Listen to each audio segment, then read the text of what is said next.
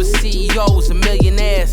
I've never seen my vision be more crystal clear. Look in the mirror, see the change in who I used to be. I kept going, knew success would come eventually. But ask about me back then, they said I wouldn't make it. Nowadays they doubt less and tend to ask for favors. Poetic music, that's realness, don't let them tell you different. And if you ever lost in doubt, then follow your intuition. These words of wisdom is for those who's trying to find their purpose. Don't be living just to die, cause only death is certain. I'm working hard so I can toast to my accomplishments. Cause see, I lost it all and I ain't been the same since. I'm more focused, more ambitious, more everything. Grew up with nothing, now I appreciate the finer things. I know it's real when at the shows they ask for autographs. And now they know the name, they ain't gotta ask. Yeah. They ain't gotta ask. All right, we're good. Hey, everyone. Continuing on with the Jewish War Veterans Post oral histories with our members. Next person that we have here is Ben Stein. First of all, thanks so much for taking the time to do this. Sure. And appreciate, all the support through the years that you've had with the Post. I know, working and, stuff that you were doing. Obviously, you couldn't be there every month, but the folks there really appreciated, other support coming in and Sure. folks coming to hang out, at least in that sense. So, at the beginning, we kind of just talk about, the basics, kind of who you are, what's your hometown, like, where'd you grow up, that kind of stuff. Sure. Okay. Well, let's see. I was born in 1954. I was born in Cleveland, Ohio. I lived there in the suburbs of Cleveland until I was 16 when we moved to Westport, Connecticut, which is a suburb of New York City. Although my father, who was an engineer, actually worked, most of the people's parents in that town commuted to New York City, but my father went the opposite way. He actually went to Bridgeport to work, which was a little unusual. Mm-hmm. Graduated from high school.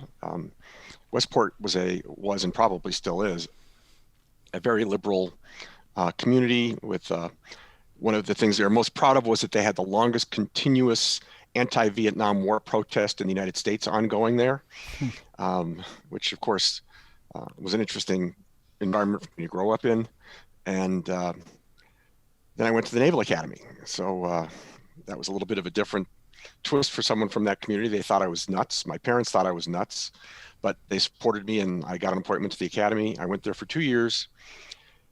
And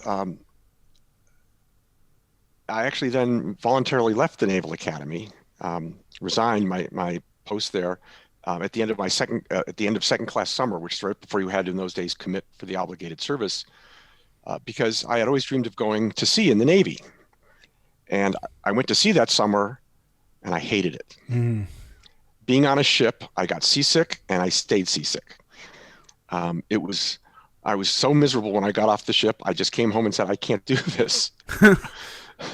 So that was an inauspicious start to being in the military, obviously. But I loved going to the Naval Academy. I just hated being in the Navy. Right. Which created an interesting dilemma because and at the Naval Academy, there are also Marines because the Marine Corps is part of the Navy. And my company officer was a Marine Corps officer. And he said, you don't have to go in the Navy. There's the Marine Corps. And I was like, no, the Marines around here are nuts. All they want to do is strut around and show how macho they are and how anti-intellectual they are. And I really don't feel there's a place for someone who is not terribly physical and is more cerebral.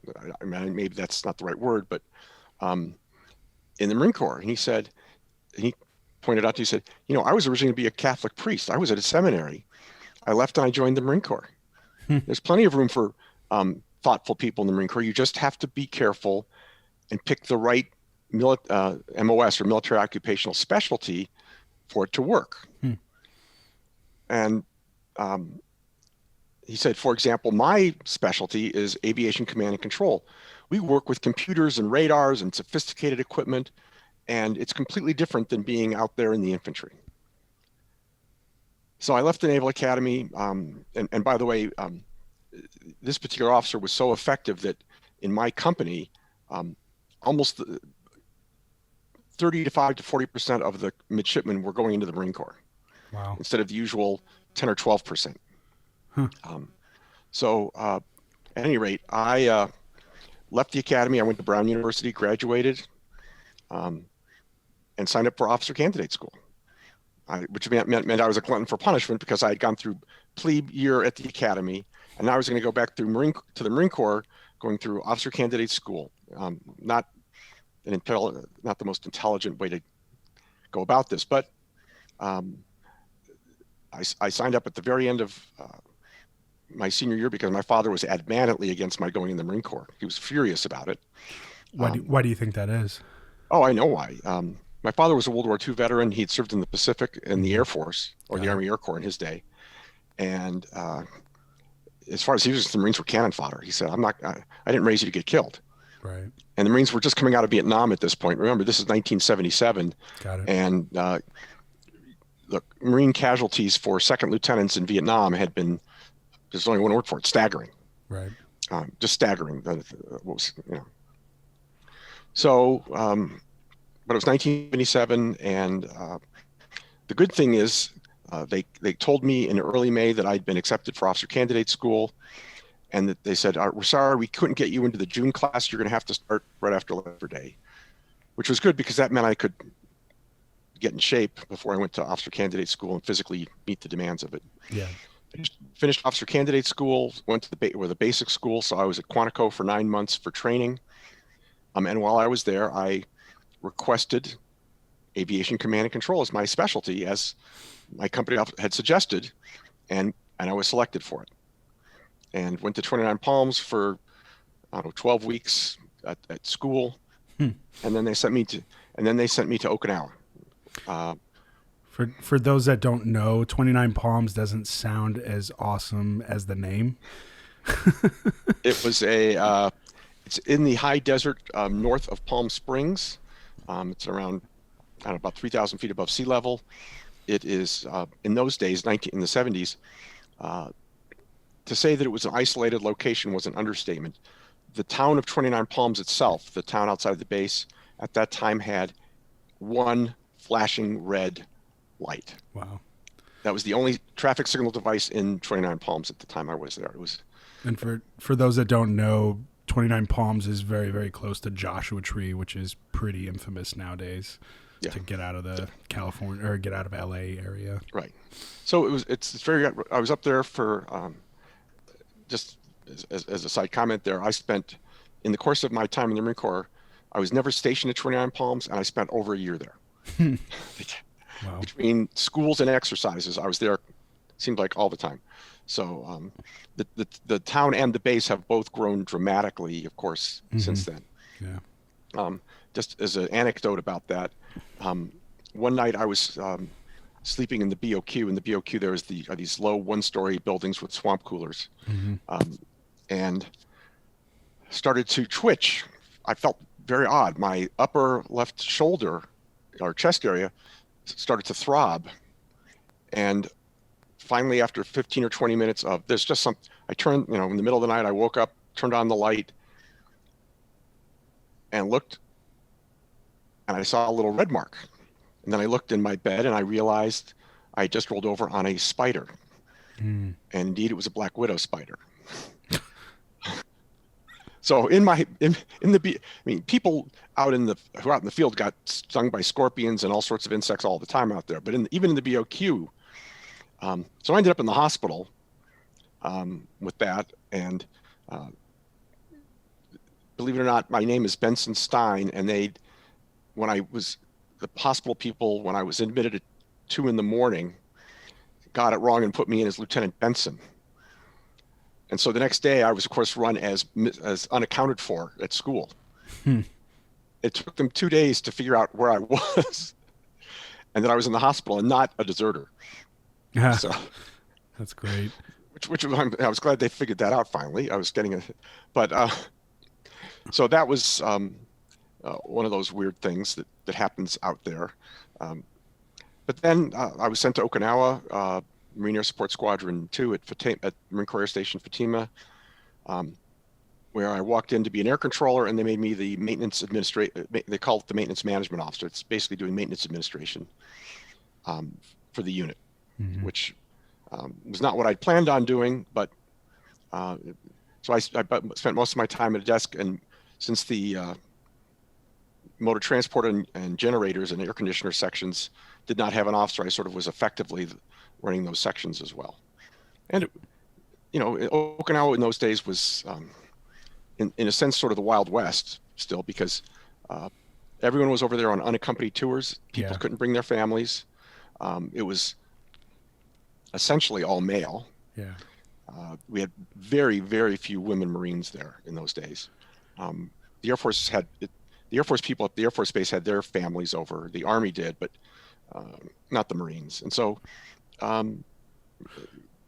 it was a very different experience than it would be today, where it's everything's kinder, gentler, and more civilized. Were the locals still pretty hostile towards the service members that were there at that time? Nothing like it is today. Okay. Or when I went back subsequently. It was, Okinawa had only been returned to the Japanese at that point in 1975. Oh wow. Okay. Yeah. So it had been relatively recent. In fact, one of the interesting things about the change to the Japanese is they very quickly changed it to driving on the left side of the road like the Japanese and the British do, from the right side. So you could still see where roads were set up, and they used sandbags and things like that to reconfigure the roads so that they were driving on the left side rather than the right side. And in fact, I bought a car when I was there, and I had a car that had American steering, where you sat on the left. So I spent a year driving a car with, on the wrong, where I was sitting on the wrong side, which was always interesting. It's definitely an experience. I went to South Africa last year. It was the first time I'd driven on the left side, or like on the right side, but on the left side of the road. And in town, it was nerve-wracking initially. Yeah. Once you get on a straightaway, it's not too horrible. Fun, but it was, fortunately, for some reason, the gas pedal and the clutch and the brake are still in the same configuration, which regardless of the side of the car you're in, which I find odd, but that made it a lot easier. So I was over there I was frustrated with the fact that I was stuck in maintenance instead of getting to, really learn my specialty. And in major operations, they'd send me out. So I went to Korea for 6 weeks for an exercise called Team Spirit in February. Nothing like being in Korea in the 1970s in the middle of the winter.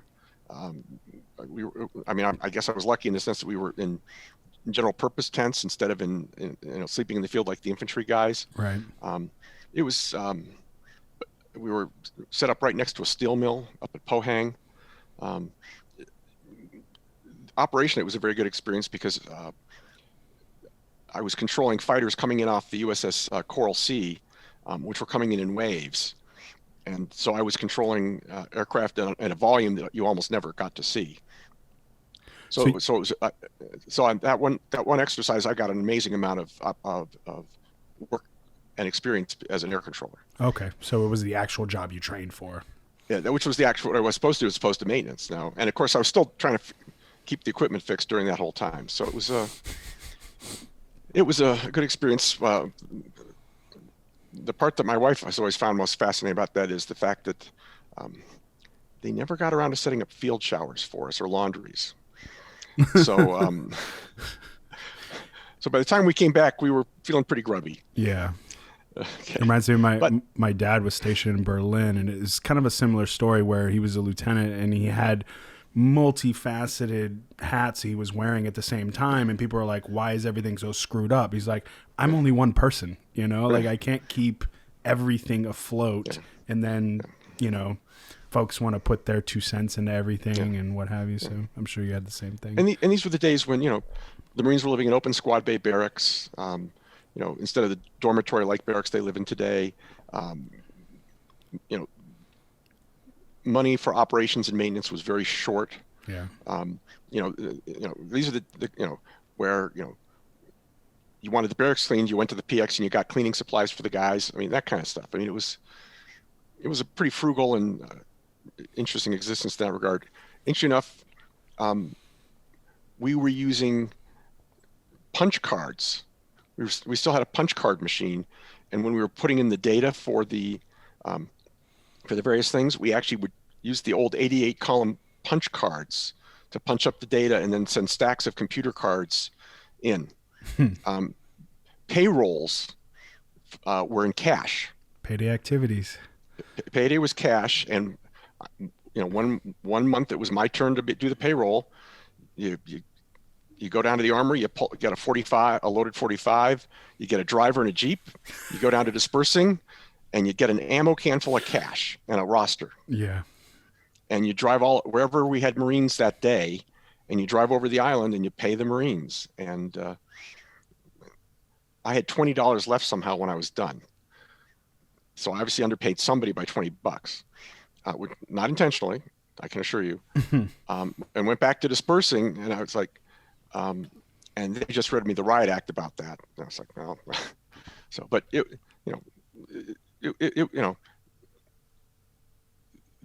one of the biggest events that happened in our squadron in that year was we got a Xerox machine. So that we no longer had to use carbon paper for everything. And this was what, like 1978. This is Okay. 1978. Yeah. Yeah. So I got to Okinawa. I'd arrived in Okinawa in September of 78, and I returned to the United States the week before Christmas in 1979. That's when I came home. So I was there for 15 months. Got it. Went to the Philippines for a couple exercises. My great regret in 1979 is that I'd planned to take a week of leave, and I'd always been told that Taiwan was a fascinating place to go. And the military had regular flights that would go there. And the week before I was going to go to Taiwan for a week of leave, which was going to be my 1 week of leave the whole time I was there, of course, that's when Jimmy Carter pulled the plug on our relations with them and recognized China, and everything got canceled. So I never got to go to Taiwan. Wow. I took leave a few months later and went to Hong Kong and Macau. And Macau at that time was still Portuguese. It wasn't the gaming town it is today. It was this sleepy backwater nothing. So it was a great experience being overseas. But as much as I liked being overseas and I was enjoying it, when I'd extended for 3 months, so I was there instead of for a year, for 15 months, and I was going to keep extending. Then I came to the conclusion that in the Corps, if I were to stay on active duty and make it a career, I would end up having to spend more time in the United States than not. And if I was going to stay, I really needed to go serve in the United States and see what it was like being in the United States, as opposed to being on Okinawa. Sure. So came back and was sent to Camp Pendleton in California, where Marine Air Support Squadron 3 was about to be moved to, but it hadn't moved yet. And so I was assigned to Camp Pendleton, but my unit was at El Toro, which is, I don't know, about an hour ride away. And every morning I'd get up, have to take a bus ride up and a bus ride back for 3 months. There were huge floods at Camp Pendleton, and that created all sorts of issues. And so I was there, and of course, I got there, and I was like, the first thing I said is, I'm so glad to be done at Marine Air Support Squadron 2, because finally I'll start over again in a new squadron and get to be an air controller and not have to be doing maintenance anymore. And they said, we've been waiting for you. We've had the maintenance billet open for 2 months because we knew you were coming. I was like, I'm going to be the maintenance officer again? Oh, absolutely. We've got a great reputation as a maintenance officer. Okay. So I said, well, okay, in that case, at least send me to maintenance school so I can be formally trained as a maintenance officer. They said, sure, but you realize if you do that, you have to spend an extra year on active duty. And I said, let me get this straight. I don't want to be a maintenance officer, but I'll go to the school so I can be a better one and do my best. But if I go to the school, I'm never going to get out of maintenance. And you're going to make me stay an extra year for it when I don't even want the job. So I said, okay, I won't go to the school, so you won't make me the maintenance officer now, right? They said, no, you won't go to the school, but you're still the maintenance officer.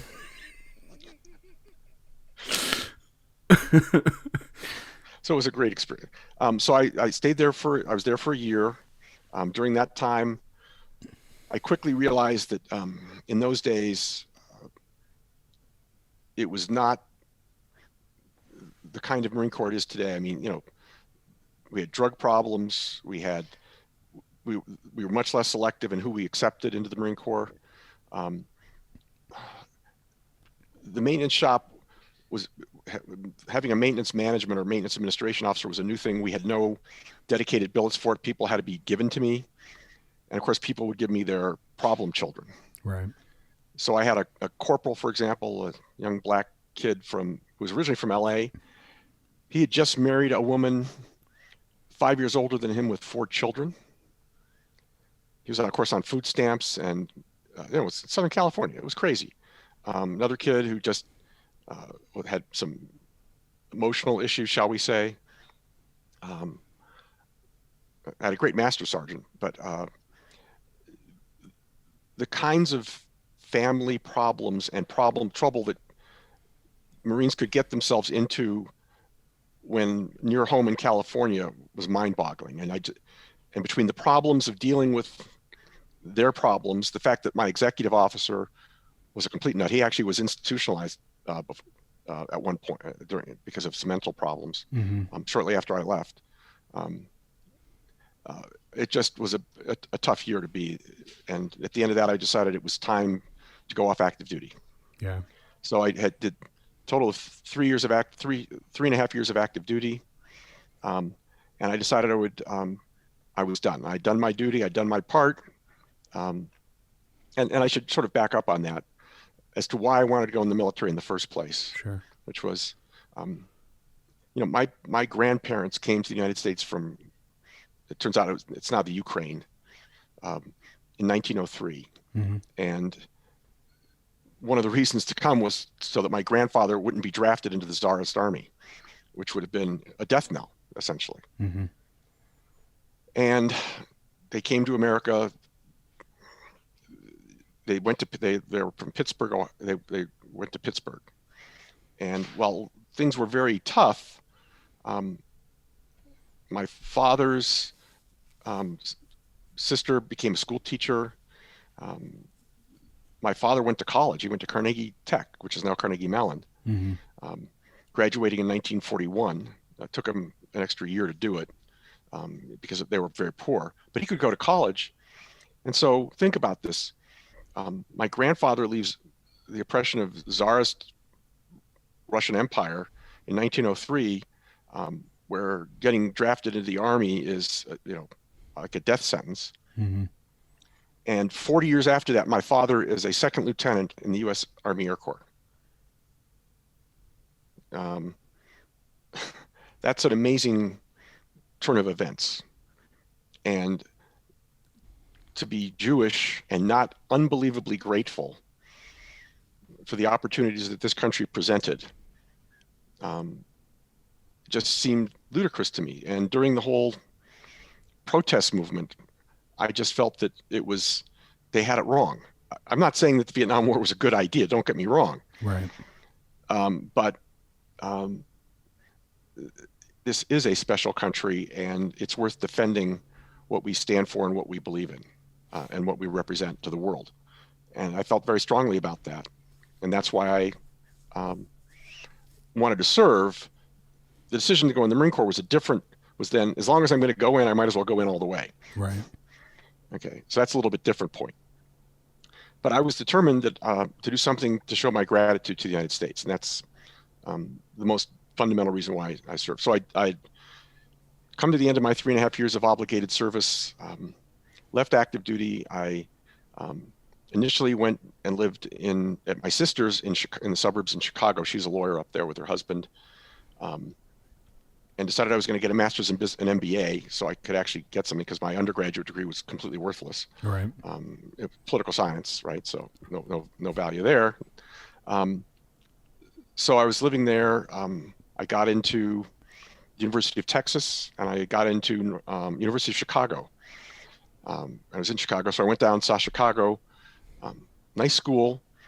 The math was compelling to me.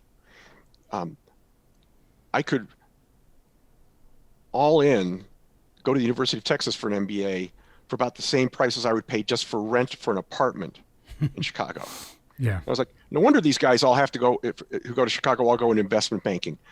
They take on so much debt to go to business school. that they've got to get a high-paying job no matter what. Right. So at Texas at that time had a very low cost of living in Austin, Texas. It was supposed to be a great town, and the weather was a lot better. So I went down to the University of Texas to get an MBA, and I was going through registration, and I was able to start in the summer there. So I started in June instead of having to wait till September. And I'm going through registration in the field house where the basketball team plays. And in those days, there was no GI Bill. Ooh. Yeah. There was something called VAP, which I put money, where you put in $125 a month. And when you go to college or graduate school, you'll get your $125 back plus $225 in addition. So it wasn't a bad deal. It just wasn't the GI Bill. Right. So I'm going through the line, and I'm filling out the paperwork to get through this whole VAP thing. And one of the people says, "Oh, by the way, are you in the reserves?" I said, "Well, yeah. When I signed up, it's 8 years total. It was 3 years active duty plus, I don't know, 3 or 4, however many years it was in the individual ready reserve. So I'm in the IRR." They said, "No. Are you a drilling reservist?" I said, "No, I just got off active duty. I'm not doing that." I said, "Why?" And they said, "Because if you were, you'd get in-state tuition." Mm-hmm. My comment to that was, "Is that retroactive?" I said, "Yeah, as long as you do it during the semester, we'll refund you your money." He said, "I'll be right back." So I was like, well, that's a hell of a deal. So, and by the way, tuition in Texas in those days, they hadn't figured this out yet. Whether you went to community college or medical school, you paid the same amount per credit hour. Right. So getting an MBA as an out-of-state student was around $1,200 a semester. Right. In-state, it was going to be $500 a semester. It was crazy cheap. Yeah. In those days, which, since I guess you just got an MBA, you kind of know what these programs cost these days, right? It's ridiculous. Yeah, it was such a crazy bargain. It was insane. So yeah, it was about $1,000 in tuition and fees a year to get an MBA there. So, so anyway, I called up the local reserve unit in Austin, Texas, which was an infantry company, and they said they were full, and then they said, but there's a battalion headquarters for a reconnaissance battalion down in San Antonio. They might be interested in you because they're short of people. So I called them up and I said I was an air controller, and they said, well, we have no interest in an air controller. We're recon. We're too macho for that.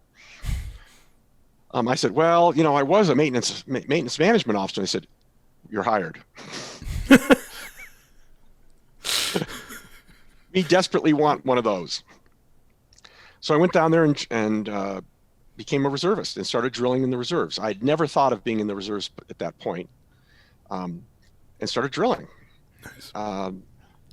Spent a year as the maintenance management officer there, and then they sent me to Navy diving school to become a diver because they needed platoon commanders. And the specialty technically for a reconnaissance platoon commander in those days was scuba diver. Right. So they sent me to Navy dive school at Panama City, Florida. I became a diver. They made me a platoon commander in Alpha Company. So I actually ended up in a reconnaissance platoon in the reserves. And of course, they sent me to 29 Palms for the summer. So I spent 2.5 weeks out of 29 Palms, came back, did another year, finished my MBA. And at that point, I'd now been exposed to being in the reserves, which I otherwise never would have been. And I quickly found that I kind of liked the whole reserve thing. Yeah. I could be a Marine some of the time, but all the administrative craziness and absurdity of things, I didn't have to deal with. Totally. And so I was like, wow. So this reserve thing is really kind of a good deal. I can maintain my proficiency. Becoming a Marine had become an enormous commitment in my life. Sure. And you just don't sort of wander through that. I mean, it's a pretty intense process and I got a job in the Dallas-Fort Worth area when I graduated. And I moved up there, and I left the unit in San Antonio because I was up in Dallas now, and this didn't seem feasible, and I wanted to get settled in. And so I was out of the reserves for about 6 months. And then I was I joined the reserves up there, and briefly was in an artillery battery. And then, long complicated story, my brother called and said, well, my brother lived in Denver. He'd gone to the University of Colorado, and he'd stayed out there. And he called up and said, well, Mom and Dad are no longer willing to help me with my business. It's a family business. You need to come to Denver and help me with the family business. I was like, well, it's not really a family business. It's a business you started, but Mom and Dad helped you start it because they wanted you to, and you wanted to be in Colorado. But right. So I thought about it for a while, and I said, okay, Rich, I'll come on one condition. Turns out that in Denver, there was a Marine Air Control Squadron. And that meant I could go back to being an aviation command and control guy, which is what I had done, of course, on active duty. Mm-hmm. But to do that, I would have to cross-train to be a different type of controller. So I said, I'll come on the condition that en route, I can still go to 29 Palms again and pick up that MOS. So I called the unit in Denver, Marine Air Control Squadron 23, and asked to speak to the active duty officer there to see if I could pull this off. Well, they put me through, and they said, and the guy goes, Major Fink had been my operations officer at Camp Pendleton in California. So he knew me. Yeah. I called him, told him what I was interested in doing, and he was like, we'll take care of it. And so after about 2 months, he called back and said, okay, we got you a slot in the school. So I left my job in Texas, went to 29 Palms and spent 14 weeks there, more weeks there, and went through that school, learned to be a fighter intercept controller, air intercept controller, and then came to Denver as a member of Max 23 in the Marines, and started working at the family business. And I worked at the business for 10 years, and for the next 5 years, I was in Marine Air Control Squadron 23 as learning how to be a controller. And no, they did not make me the maintenance officer. So I was very pleased about that. And it was great to be in the Marine, back to work on this system and do these kinds of things. Did that for 5 years. Then I felt I needed a change in the Marines. And so I applied to go to Pasadena, California, where there was a Stinger missile battery. I don't know if you know a Stinger missile. It's those are the shoulder-fired anti-aircraft missiles. Yeah. Yeah, no, I know. And that's considered to be within aviation command and control. And when I'd been on Okinawa, they only had a platoon of them, and that platoon had been attached to the Marine Air Support Squadron. So I knew a lot about that weapon system. And I was hoping I could get the job as the battery commander out there. So I went out there. They picked me up because at that time the Marine Corps was expanding, and they were planning to get another battery out there, and I was going to get to command the battery. And being a leader and being a commander was something that appealed to me. So I was hoping for that. Well, the second month I was there, there was also a Hawk missile battery there. And the second month I was there, the reserve battery commander was fired. They called me and said, congratulations, you're now the new battery commander for the Hawk missile battery. And I was like, whoa, Hawk is a very complicated technical specialty. It made being a radar controller look simple. The equipment was really complex. But there I was. So they told me I was going to do that, and I was going to have to take the battery to Dugway, Utah for a shoot that summer. And I was like, holy cow. And by the way, I had no platoon commanders who were officers. All my platoon commanders were going to be enlisted. And while they were at it, they had fired the first sergeant. So my first sergeant was a staff sergeant. It turned out to be the best military experience I ever had. I had a bunch of great, fabulous NCOs. I didn't have to deal with lieutenants as intermediaries dealing with the platoons. My maintenance platoon had a warrant officer one who had just become a warrant officer, so he was quite willing to listen. I didn't know anything about the Hawk missile system was the biggest problem. and we had an older system that was being phased out, so it was even more complicated. So I spent a year doing. So I immediately asked to go if I could go to the school, so I could actually learn how to be a proper Hawk missile officer. And they futzed around with that for a while. I made it through the 2 weeks. I went to Yuma, Arizona for 10 days to train with the battery when we deployed a firing unit. Then we went to Dugway. It was a brutal experience being in Dugway in the summer, without really truly understanding how tactically to employ the unit. However, survived it barely, without getting fired. And that fall, they sent me to Hawk Missile School, and just at that moment, the whole the first Gulf War started. And the unit got mobilized and sent to Yuma, Arizona. And I called up and said, my battery's been mobilized. The whole battalion was mobilized. So I guess that means I need to go to Yuma instead of to Fort Bliss in El Paso, Texas for school. And I said, oh, no, you don't. You're going to school. They said, because frankly, and this is something that's an interesting point, we no longer send people overseas or into combat if they've not been properly trained. Right. And since you've never been to the Hawk School, we couldn't let you go as the battery commander unless you go to the school. Right. Because if something happened to you, and it would be in the papers, untrained individual sent into combat, blah, blah, blah. Bad publicity. Okay. So the unit got sent to Trinidad Palms. They got all the new updated Hawk equipment.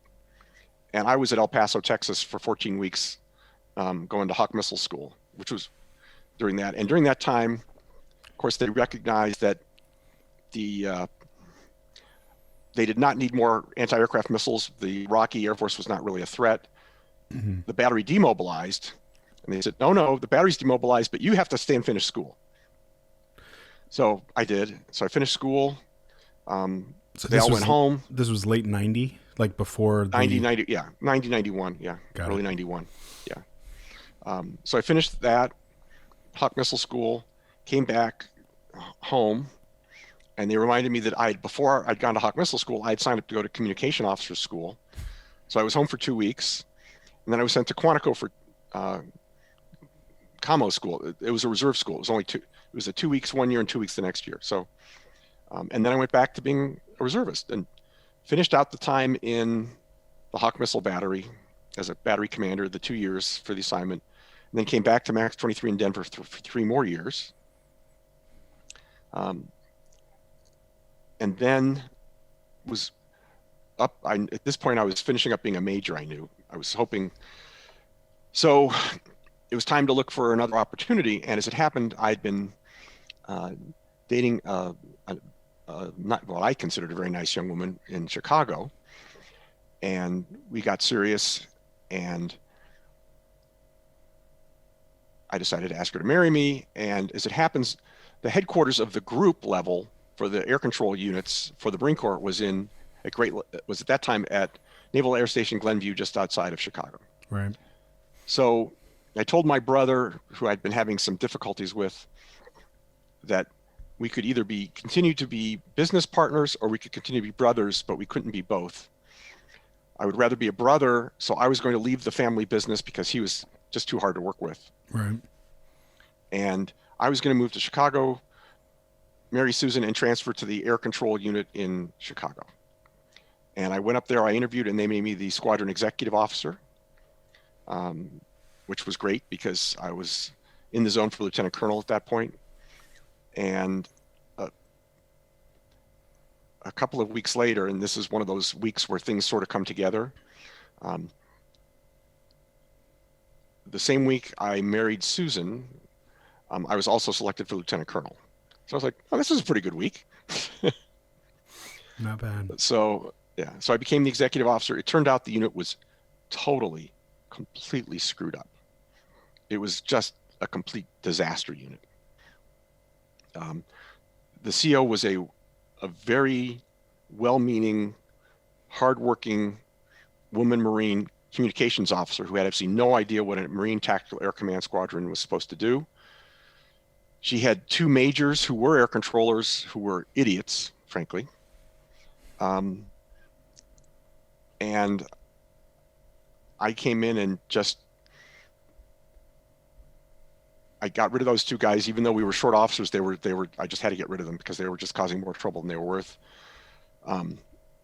Lieutenant Colonel Anthony, the CO, and the group commander, she'd been put into that job by the prior group commander, and the new group commander had absolutely no tolerance for her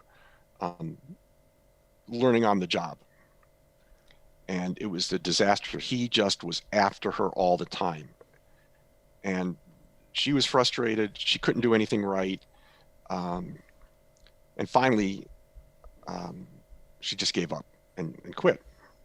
And frankly, it was the right thing to do because she was in a completely no-win situation. That was of no fault of her own, but that's how it turned out. We kind of straightened the place out. Of course, for active duty that year, I went to 29 Palms again, this time for 4 weeks. I did back-to-back operations out there. The unit without me went to Norway, but the unit had been in total chaos. All the junior officers had been frustrated and were in exodus. I was able to convince a number of them to come back because we had some very good junior officers. And we started to put the place back together again. So I was the XO for about a year and a half. They brought in, this is something that they don't normally do, the CO of one of the Marine Air Control Squadrons, who was very, very senior, had completed a success. They brought him in to be the CO to try to finish putting the unit back together. And they moved me into the group operations office for a year and a half. And then I came back to be the commanding officer of the unit. And sort of the highlight of my career is that when I became the CO, I was at Yuma for a week for a course on how to be a commanding officer. And I ran into the OPSO of Marine Air Control Group 28 out of Cherry Point, North Carolina, who I had known when I was in the Hawk unit because he had been one of the active duty officers in the reserve unit. And he was complaining that they were getting stretched too thin and they needed some help. And I said, we're looking for an operation to go on where we could really do something and not just sit around. Tell you what, how about you send us, since you're supposed to split your unit and simultaneously support an operation in Norway and an operation down in Georgia, how about instead you go to Georgia and we go to Norway? Really? I said, yeah, we can take it. Well, it's an active duty operation. You'd be the only reserve guys. I said, okay. So a couple of weeks later, the colonel who commanded the group, who I'd known from when I was, he'd been on Okinawa when I'd gone back to be an inspector of an operation out there, called me and goes, what have you done? The colonel, who's the operations officer from 2nd MA, wants to come out here and meet me and you and decide whether you guys are going to go to Norway or not. Are you crazy going on an active duty operation? We can do it. So the colonel came, he spent a weekend with us and said, yeah, that's fine. And so we went to Norway in that winter, in February, as part of 2nd MA for 3 weeks, and did the operation, and everything went great. What year was this? That was the winter of February of '99. Oh, okay. My dad was stationed at the embassy there at some point. That's why I asked. So if it was around the same time or not, maybe you met. Yeah, we were lucky. We were at Varnes, which is a Norwegian Air Force base where they did basic training for their people, and so they let us stay in the barracks. They cleared out the recruits during that time, and we were able to use the barracks in their mess hall. So it was a pretty, for being in Norway in the winter, we were quite comfortable. We were not out in the woods. We were at a base, and the mess hall, we lived in the barracks where the enlisted, but who cared? At least we had central heat and showers, so. Did you have the pleasure of trying some of the Norwegian delicacies like lutefisk? Yes. And the last night before we left, in fact, the Norwegians threw a huge party for us. And that was the one day we truly ate sort of Norwegian specialty food. They started off with, they wanted to be very sophisticated. They started off with martinis made with gin and sweet vermouth.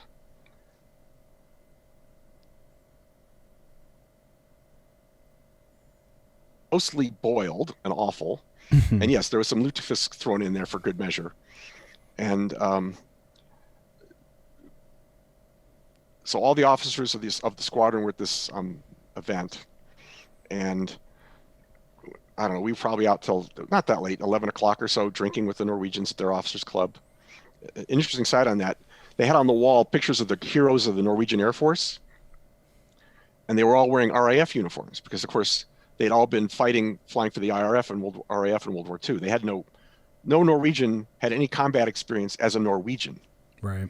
All been, so so around 11 o'clock, we went back to our barracks, got about 3 hours of sleep.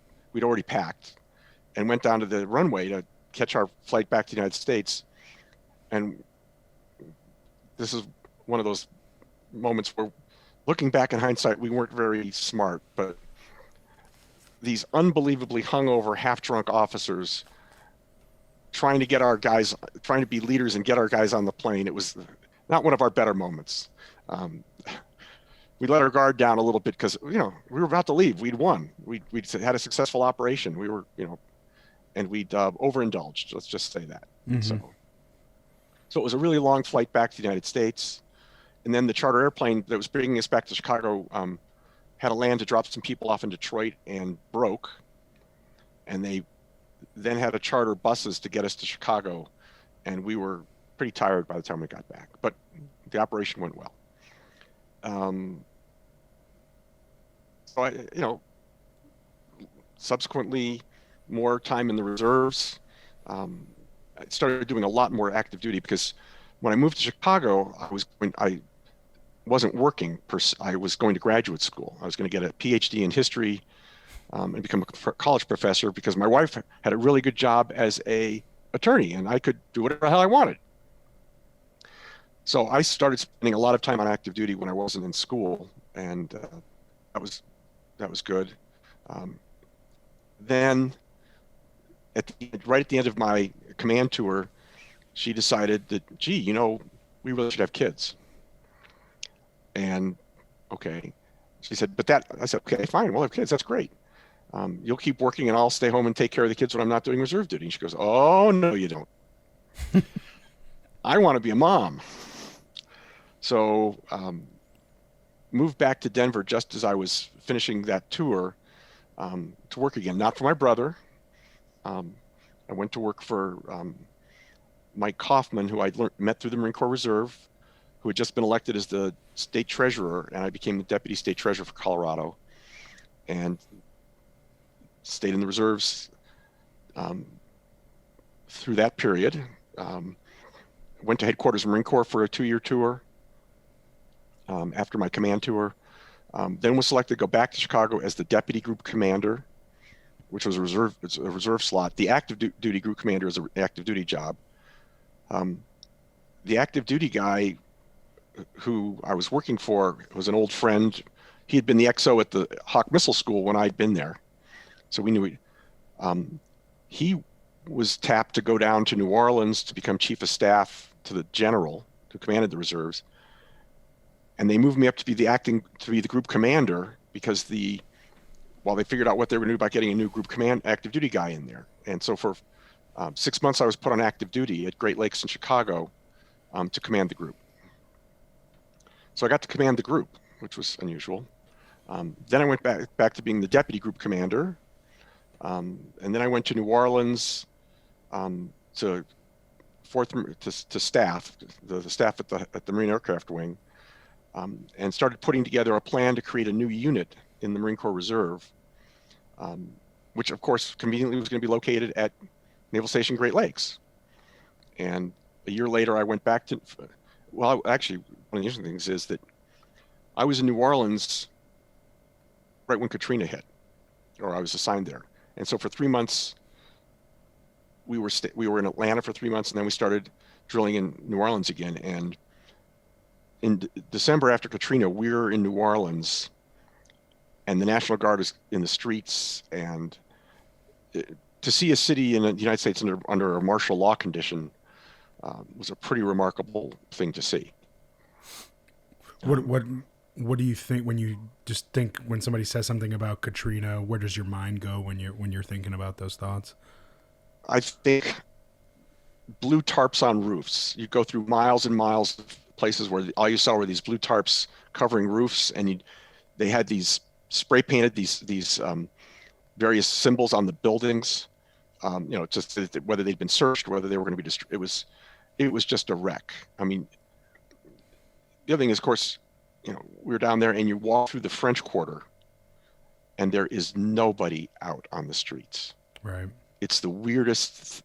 You know what Bourbon Street's like. I mean, and for it to be dead quiet on a Saturday night in Bourbon Street was just a pretty odd thing to see. Mm-hmm. And just seeing soldiers out on every corner was kind of an interesting thing to see as well.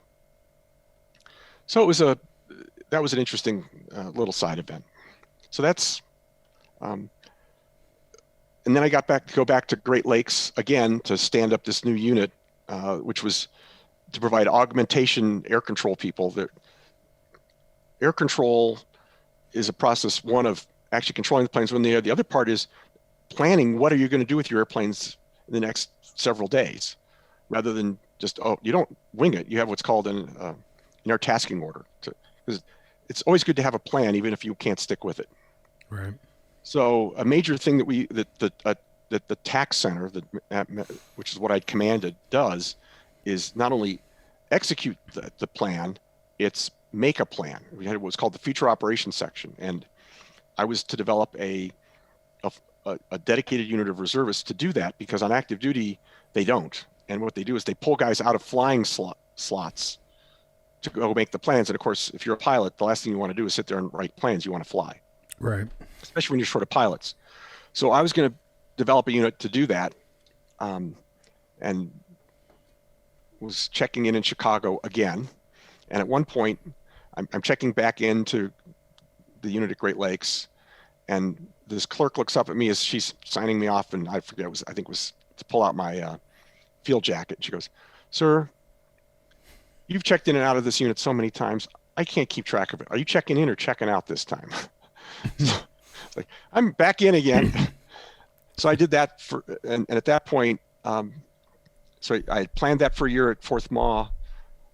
I executed the first year of that at Great Lakes, and then I hit 30 years of service in 2007, and they made me go home.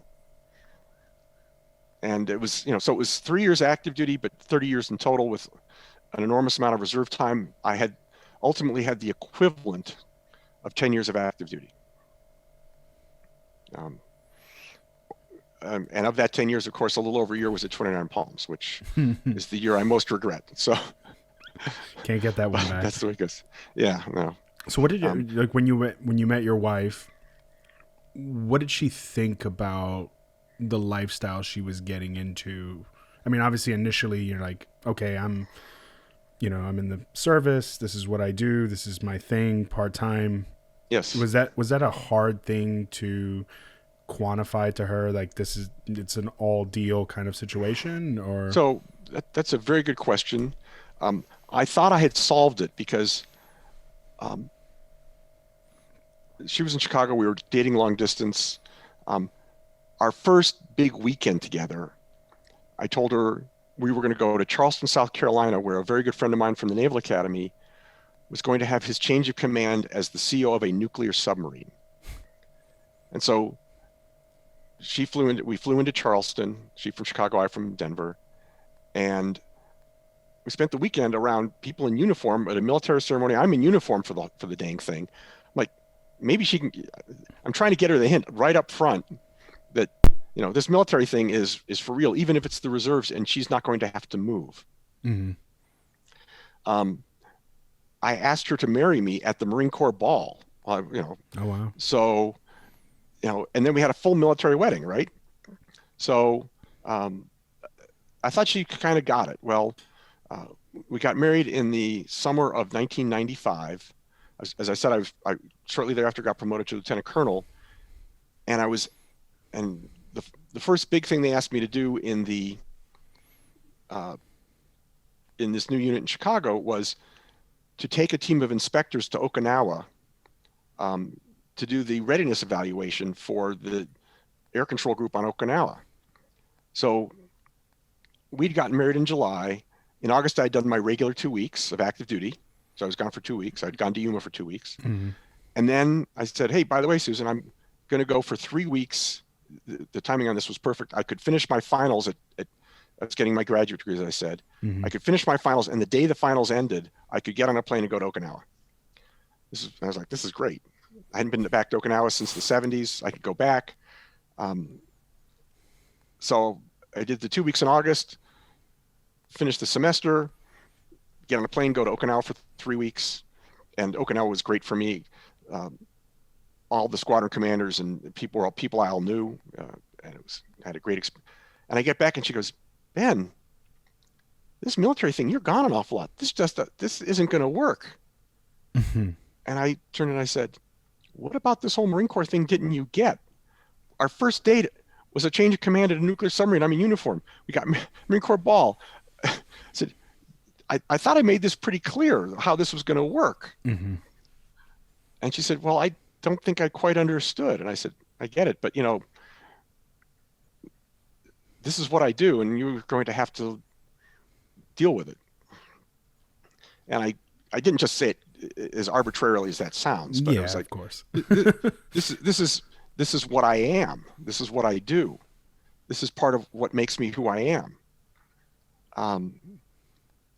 And the other point I made was, I don't want to be your dependent. I admit that I'm, you're obviously the primary breadwinner, but I don't want to be seen as a mooch. Mm-hmm. And this gives me enough income that, I don't need to ask you for money for my personal stuff. You pay for the house, you pay for the cars, but I'm not hitting you up for money, lunch money, so to speak. Right. But if we can't make this work, our marriage is going to have a problem. And she got with the program at that point. Yeah, which I'm eternally grateful for. Yeah. Because she was a tremendous support through the whole time after that. But it was a tough. For a nice Jewish girl from Chicago who originally grew up in New York, mm-hmm. This whole thing was quite alien. Oh yeah. To put it mildly. And she had adapting to it took her some time. Fortunately, she got to know my friends who were career military people, got to know their wives. She talked with them, understood how their lives went, and realized that the reserves was a lot better deal than for my colleagues who are on active duty. Yeah. And and most of all, she understood, finally she got that this was important to me and a fundamental part of my character. The Marine Corps, I may not have been an infantry officer, but the indoctrination is pretty thorough. Mm-hmm. And you kind of can't do it if you don't buy into it. And I had bought into it, hook, line, and sinker. And so, but she liked the kind of person I was. I said, I can't have this kind of character without being a Marine. Mm-hmm. And so she, in the end, adapted. We had some other problems right after when the kids were born, and the stress of having babies at home and me going away for a couple of weeks, understandably, was very hard. Mm-hmm. But I give her a lot of credit. She coped. Yeah. Those conversations are probably some of the toughest that you're going to face with your partner, in a sense of staying true to yourself and yet being committed to somebody else simultaneously. Yeah. And so how many kids do you guys have? We have 2 kids, 2 boys. Mm-hmm. Both of them aspire to serve in the military. Oh, that's awesome. Yeah. So I'm hoping that I'm Susan's not real crazy about that, nor am I, in the sense that, when I wanted to join the Marines, my dad said, but you could get killed and we can't have that. I of course thought that was ridiculous on his part. Mm-hmm. Now that I'm the father, it's not so ridiculous. Right. And I'm a little nervous about it in this era of increasing tension for our country. On the other hand, I'm, pleased that they see that as something that important to do and a and of value as patriots. Yeah, absolutely. Do you think patriotism is something more nurture or nature?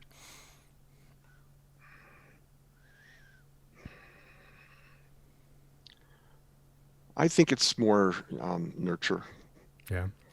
You know, there are a lot of people who just don't appreciate. I mean, you know, whether you're stubborn or have a volatile temper is something I think is more nature. But what you're stubborn about or what you believe in tends to be more nurture, I think. And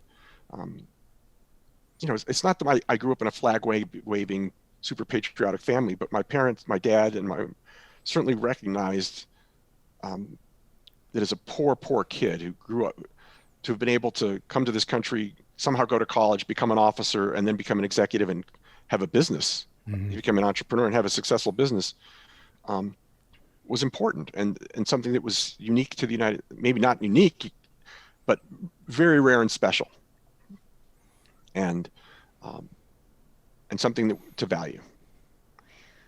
And then after, I mean, 30 years obviously is a very long time and a commitment in that sense. I know that for me personally, I wouldn't consider reinvent myself per se, but I had to fill that void in some capacity. What did you do in that instance? You obviously served a lot longer than I did, so. Well, the short answer is the one big advantage a reserve officer has on retirement is on Monday morning, you still get up and go to work. Mm-hmm. It's not like you have to go out and figure out what on earth you're going to do for a living now. Right. And so at least I still had a job. The boys were little. So I spent a lot of, obviously, with little guys, they were 7 at the time, they're twins. Mm-hmm. They filled up a lot of time, but the real answer to that is I still miss it. Yeah. And I when they sent me the letter at the 29-year mark, this letter shows up at my house one day and says, be advised, you need to select a retirement date no later than 1 November 2007, or we will discharge you. And that actually impacts what your pension will be. So you need to put in for retirement. I was like, I have to request retirement? Which I did because I wasn't going to mess with it at that point. Those are the rules. But no, I really felt I could have stayed another few years. I'm now, as much as I miss it now, I'm 66 years old, mm-hmm. and physically I simply could not do it anymore. Right. Even as a colonel, there are physical demands that are upon you that I could not meet anymore. But at 53, I could have done it for another 4 or 5 years physically, mm-hmm. And I wish I could have. But other people had retired at 30, which gave me my turn, and so I had to go and let them have their turn, right? Yeah. So, and now it is amazing to me. The first 4 or 5 years, people who had been my subordinates were still moving into positions of seniority. And every year I could go back for the Marine Corps ball. I could, do some things. I talk to people. Those guys are all retired now too. Yeah. So I miss it a great deal, and I'll always miss it a great deal. Nothing really has or will fill that void, but you move on. Do you have any relationships outside of your military friendships that have the same depth as you do with those guys or those people?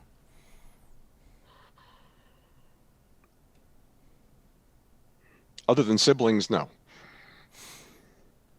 Yeah, most of my friends, really close friends, are people I know through the military. Interesting enough, 3 of my closest friends are people from when I was a midshipman at the Naval Academy still.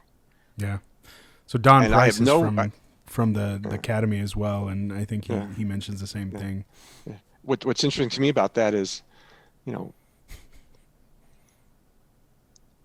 I have no friends, no ongoing. I mean, I'm sure if I saw them, I'd be happy to see them. But, I have not maintained any relationships ultimately with anyone I went to Brown with after I left the academy. I still have friends from the academy. I have friends from when I went to OCS that I'm still in touch with, friends from Marine Corps units. But no, though it is, I just don't have the same kind of relationships with people who weren't in this, who I didn't serve with in some form or fashion. Do you think there's a capacity within the United States to create some kind of civil service aspect for our citizens to where we can create those kind of moments in the future, maybe? I doubt it. I just don't see the country as having the willing. I mean, what are we going to do? Go to the civilian conservation corps system again, and make everybody do 2 years of national service? Well, I look at it from the perspective of how intertwined, let's say, like the Israelis are for having the IDF, even though it's a very economically draining endeavor for the security of the country per se, but to have that cohesiveness within your society does have its merits. Oh, I am. There is much to commend the idea of national service and conscription, to be honest. I understand why we don't do it. I mean, frankly, as you know, the military does not want to be in the citizenship making business. Right. The last thing the Army wants is to have to deal with a conscript army again. They hate it. They want to have a professional cadre, and leave it at that. But there is much to be gained for a country and a society by doing it. And I'm not sure. People say, "Oh, go work as a school teacher in Philadelphia, in inner city Philadelphia." I'm not sure that would do the same thing as the military national service, like the Israelis have, for creating a sense of national identity. The other great thing about it, of course, is it's such a great leveler. Whether you're from New York City or rural Arkansas, you all go together. And I think that, in the Marine Corps, it became pretty apparent pretty quick. No one really cared what your background was or where you came from. Are you going to pull your weight or not? Right. As long as you do that, you're an okay guy, period. And, I assume this happened to you, the first Jew many of these people met. Yeah, right? Absolutely. And, I like to think that as a result, a lot of people went away with a favorable impression of that. And I don't want to get too political with certain things, but obviously with the week that we've had, I wanted to maybe get some insight on your take on the events that occurred here within the week with the Capitol in D.C. and as a service member, but then also as a patriot. What are your thoughts, and maybe talk a little bit about that if you could? I have to admit that,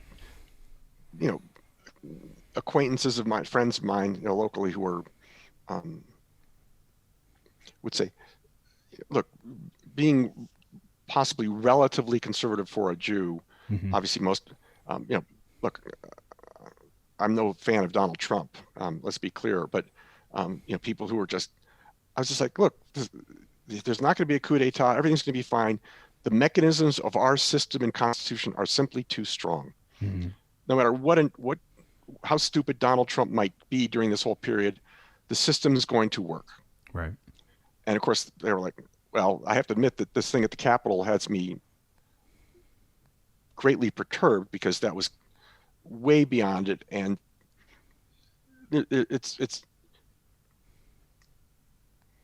but I am pleased to see that our machinery of our constitutional system is too powerful. And no matter how badly the president mistakenly wants to retain office, regardless of the results, right, that the system works, and that most, look, there are many people who don't care fundamentally about how the system works. They only care about what's in it for them. And certainly President Trump, unfortunately, is one of those people who doesn't respect the system. The system is strong enough to prevail.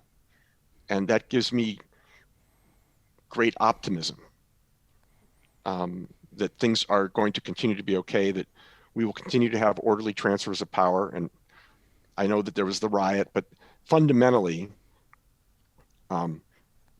despite all the riot and the shenanigans of silly people in Congress, the people who really mattered counted the ballots, and the process went. And the bottom line is that at noon on January 20th, Joe Biden becomes the president, because that's the way our system works. And that's what gives me hope. I will comment that in my lifetime, I have seen the concept of sportsmanship and fair play be denigrated continually. And I think that a good example is, the behavior of NFL football players with their, that they have to have a penalty for taunting, and the things that they do and the way they behave, and a culture that doesn't value sportsmanship has some issues. And I think that, unfortunately, for the general society, which the example of these people who behave like that has simply become an unfortunate norm, and they don't get it anymore. Yeah. But as a patriot, at least I think I'm a patriot. I am pleased to see that the system will prevail. And while it's been stressed, it certainly hasn't come to a point that was even close to a breaking point. Yeah. I'm in agreement with you. I think that our institutions may have been marginalized during certain periods of history, but the standing of good men and women that believe in the country and believe in the ideology of America continue to serve, and that is the perpetual fuel that we need as a society, where people step up to the plate and do what's best in the better interest of everyone, as opposed to just themselves. And I am concerned because, you see people who are very conservative, Senator Cotton, for example, who of course was a soldier,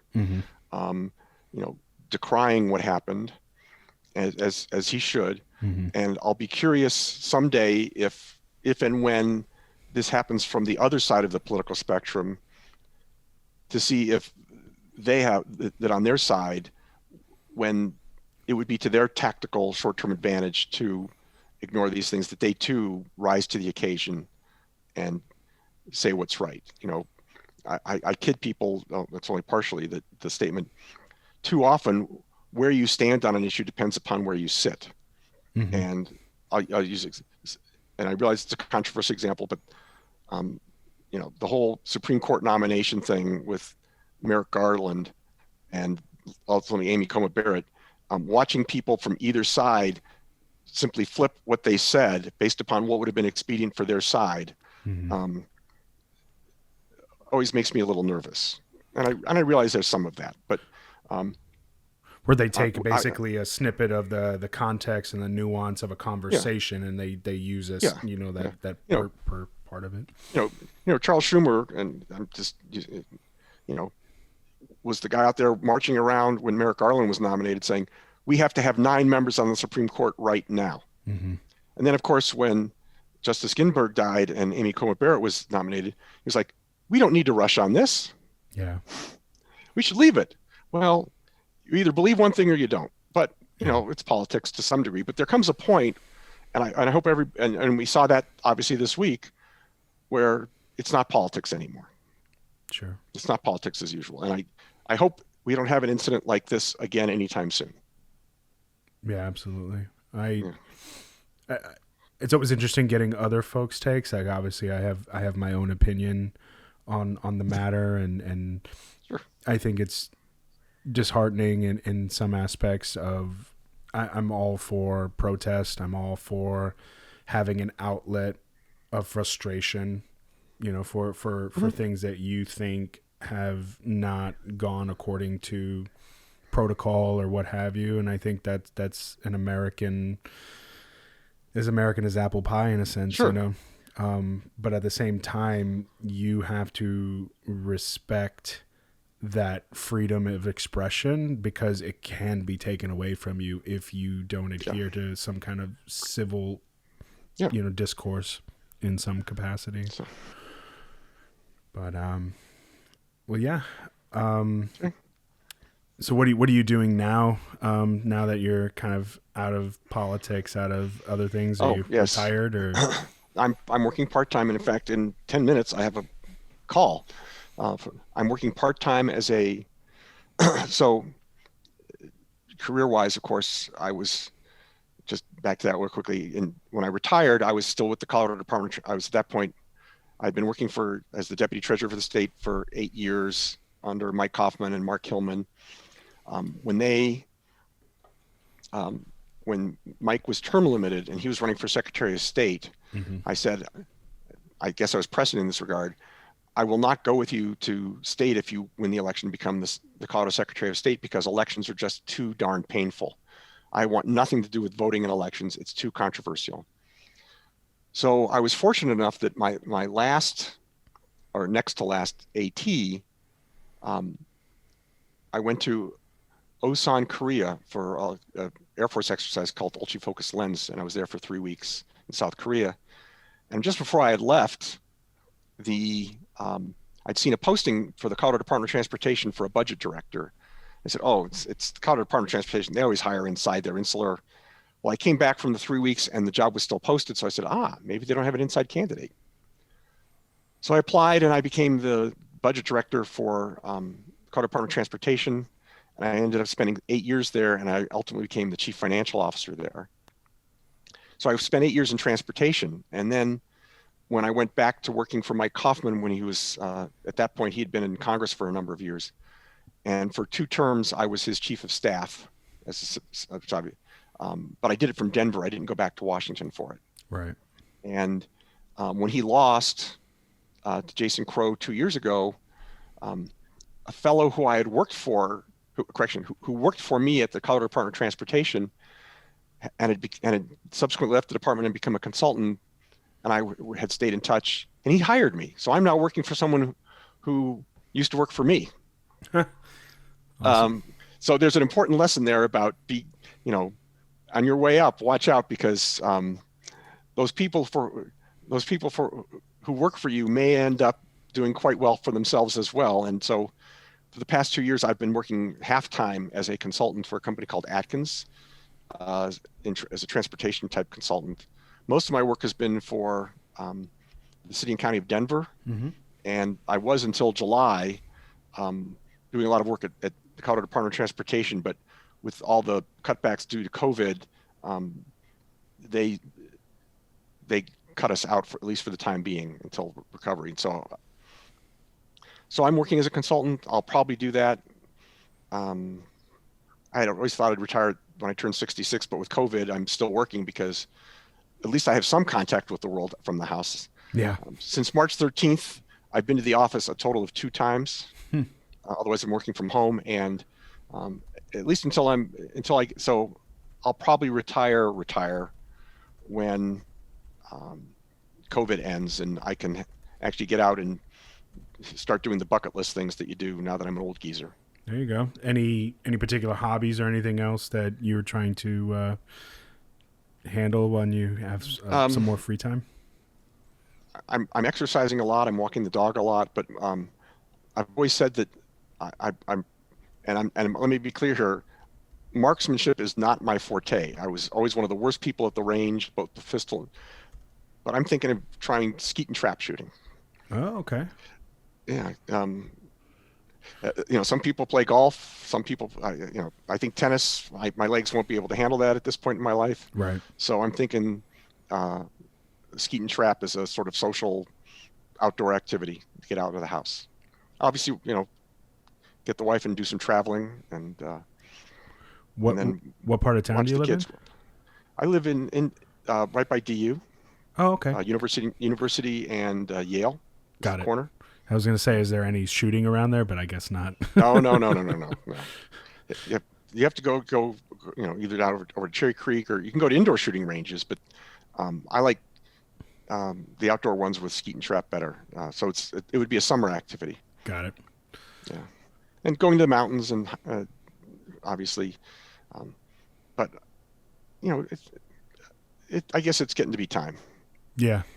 So enjoy all the hard work you put in there, and enjoy the family life and stuff a little bit. Yeah.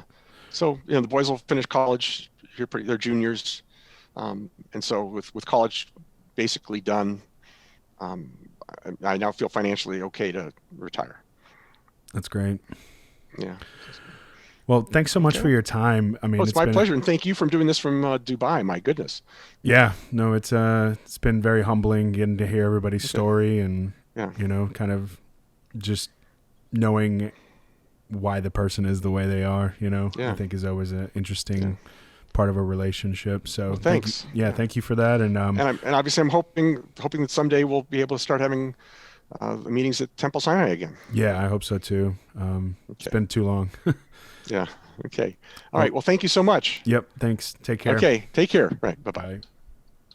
The show is produced and engineered by myself, Ben, out of Denver, Colorado. Be sure to subscribe to our social media or wherever you consume content, iTunes, Spotify, YouTube, etc. Big shout out to Mike Xavier. Thank you so much for letting us use your music as part of our show. Be sure to check him out as well on social media. And stay tuned for the next show.